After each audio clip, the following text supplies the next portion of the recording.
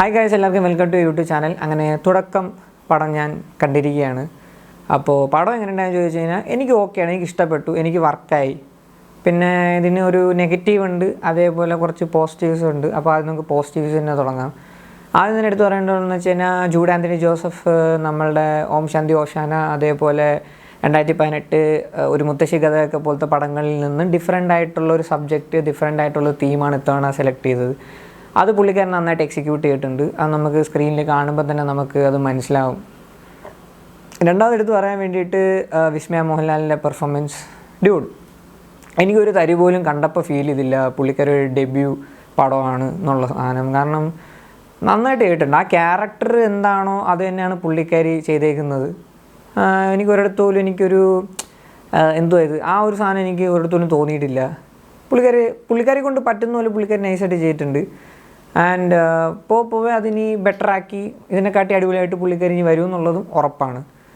അതേപോലെ എടുത്തു പറയുകയാണെങ്കിൽ വില്ലനെ പറ്റിയിട്ട് നമുക്ക് സംസാരിക്കണം ഗൈസ്. അതാണ് ഏറ്റവും ഇമ്പോർട്ടൻറ്റ് ഈ പടത്തിന്. ഈ പടത്തിൻ്റെ കോറെന്ന് പറയുന്നത് ഇതിൻ്റെ വില്ലനാണ്. ആശിഷ് ജോയ് ആൻ്റണി, മാൻ സൂപ്പർ, കിഡിലായിട്ട്. നമുക്ക് ഒരു പടം കാണുമ്പോൾ അതിൻ്റെ വില്ലനെ കാണുമ്പോൾ ചെവരി പിടിച്ച് വരയ്ക്കാൻ തോന്നാം. അതാണൊരു വില്ലൻ. എൻ്റെ ഒരു കാഴ്ചപ്പാടിൽ അതാണ് ഒരു വില്ലൻ. എനിക്ക് ഈ ഒരു ക്യാരക്ടറിനെ കണ്ടപ്പോൾ എനിക്ക് ആ സാധനം ഫീൽ ചെയ്തു. സീരിയസ്ലി എനിക്ക് ഭയങ്കരമായിട്ട് ആ സാധനം എനിക്കത് ഫീൽ ചെയ്തു. And that's the positive of this film. Villain എന്ന് പറയുന്നത് ഒരു രക്ഷയില്ല. ആ റൂത്ത്ലെസ്സും ആ ഒരു കണ്ണിങ് ആയിട്ടുള്ളൊരു ക്യാരക്ടറാണ്. നമുക്കത് ഫീൽ ചെയ്യണം ആ സാധനം. മനസ്സിലായില്ല? അത് എന്തോ പറയട്ടെ, ആ സാധനം അത് എനിക്ക് കറക്റ്റായിട്ട് എനിക്ക് ഈ പടത്തിൽ കിട്ടി. പിന്നെ പാട്ടൊന്നും അങ്ങനെ എടുത്തു പറയാൻ വലുതായിട്ടൊന്നും ഇല്ല, കുറച്ച് പാട്ടൊക്കെ ഉള്ളൂ. പിന്നെ വിഷ്വൽസ് എടുത്ത് നോക്കിയാലും അത്യാവശ്യം നന്നായിട്ടൊക്കെ ചെയ്തിട്ടുണ്ട്. നമുക്കിങ്ങനെ ബിഗ് സ്ക്രീനൊക്കെ കണ്ടിരിക്കാം. ഫൈറ്റ് സീൻസ്, ആക്ഷൻസ്, മാൻ അടിപൊളിയായിട്ട് കൊറിയോഗ്രാഫി ചെയ്തിട്ടുണ്ട്. അത് ഐ തിങ്ക് വിസ്മയ മോഹൻലാലിലെ പുള്ളിക്കാരി മാർഷൽ ആർട്സ് ഒന്ന് ട്രെയിൻ ചെയ്തിട്ടുണ്ട്. സോ പുള്ളിക്കാരിക്ക് ആ ഒരു മെയ് വഴക്കമുള്ളതുകൊണ്ട് അത് കുറച്ചും കൂടെ നല്ല എളുപ്പത്തിൽ ചെയ്യാൻ വേണ്ടിയിട്ട് കൊറിയോഗ്രാഫേഴ്സിന് പറ്റിയിട്ടുണ്ടെന്നുള്ളത് നമുക്ക് സ്ക്രീനിൽ എവിഡൻ്റ് ആണ്. അടുത്ത എൻ്റെ നെഗറ്റീവിനെ പറ്റി പറയാം ഗൈസ്. ഈ പടം നമ്മൾ ഈ ഇടയ്ക്ക് ഒരു പടം ഇറങ്ങിയ എൻ്റെ സെയിം ടെംപ്ലേറ്റ് ആയിട്ട് എനിക്ക് ഫീൽ ചെയ്തു. ടെംപ്ലേറ്റ് എന്ന് ഞാൻ ഉദ്ദേശിച്ചത് ഈ പടത്തിൻ്റെ ഒരു സ്റ്റോറിയുടെ തുടക്കം, അതിൻ്റെ ബ്രേക്ക് പോയിൻറ്റ്, പിന്നെ അതിൻ്റെ എൻഡിങ്, ഈ ഒരു സാധനങ്ങളൊക്കെ ഒരു പടമായിട്ട് നമുക്ക് ഭയങ്കരമായിട്ട് ഫെമിലിയറായിട്ട് ഫീൽ ചെയ്യും. എനിക്കത് ഭയങ്കരമായിട്ട് ഫീൽ ചെയ്യും. എനിക്ക് ഈ സീനെ കണ്ട ഇത് അതേ സീനല്ലേ, ഇത് അതിലുള്ള അതേപോലെയല്ലേ, ഇത് കോയിൻസിഡൻസ് ആണോ എന്താണ് സംഭവം എന്നുണ്ടോ. പക്ഷേ എനിക്കത് ഭയങ്കരമായിട്ട് എനിക്ക് ആ സാധനം ഫീൽ ചെയ്തു. ഞാൻ പടം ഏതാണെന്നൊന്നും പറയുന്നില്ല. നിങ്ങൾ തിയേറ്ററിൽ പോവും, നിങ്ങൾ പോയി കാണും, അത് കഴിയുമ്പോൾ നിങ്ങൾക്ക് തന്നെ മനസ്സിലാവും. നിങ്ങൾ ആ പടം കണ്ടിട്ടുണ്ടെങ്കിൽ നിങ്ങൾക്ക് എന്തായാലും മൈൻഡിൽ ആ സീനും ആ കാര്യങ്ങളും ആ കഥാപാത്രങ്ങളൊക്കെ ഇങ്ങനെ ഇടന്ന് ഓടും. എന്തായാലും ഫാമിലിയായിട്ട് പോയി പടം കാണാൻ മാക്സിമം നോക്കുക. നിങ്ങൾക്ക് നല്ലൊരു ഫാമിലി എൻ്റർടൈനർ ആയിരിക്കും തുടക്കം എന്ന് പറഞ്ഞ പടം.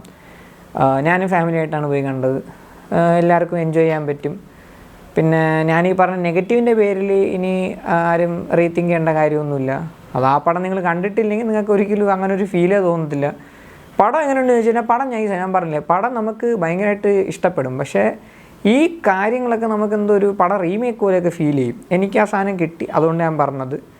സോ ദാറ്റ്സ് ഓൾ അബൌട്ട് തുടക്കം. ഇനി ഈ മാസം ഫുള്ള് പടമാണ്. അയ്യോ, ഇനി ഖലീഫ ഉണ്ട്, ഐ ആം ഗെയിം ഉണ്ട്, ബദ്ലേം കുടുംബ യൂണിറ്റ് ഉണ്ട്. അതിന് മുന്നേ ഇനിയിപ്പോൾ 14-ാം തീയതി വിശ്വനാഥ് ആൻഡ് സൺസ് ഉണ്ട്, സൂര്യയുടെ പടം. പിന്നെ ആ പടം ഡയറക്റ്റ് ചെയ്തേക്കുന്നത് നമ്മളുടെ ലക്കി ഭാസ്കറിൻ്റെ ഡയറക്ടറാണെന്ന് തോന്നുന്നു ആണ്. അപ്പോൾ ഇനി അങ്ങോട്ട് ഫുള്ള് സിനിമയായിരിക്കും ഈ മാസം ഇനി ഫുള്ള്.